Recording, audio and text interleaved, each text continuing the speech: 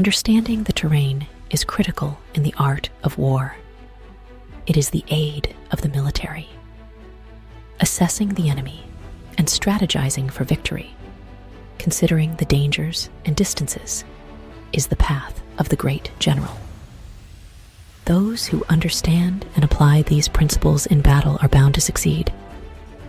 Those who do not are destined to fail. This is why the way of warfare always leads to victory. The leader may say, there should be no battle, but if there must be one, let it be.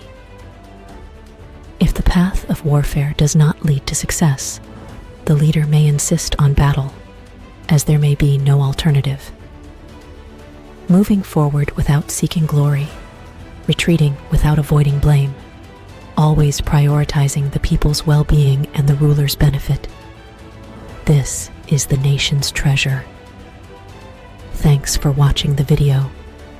Please subscribe to our channel for more insights into warfare and strategy.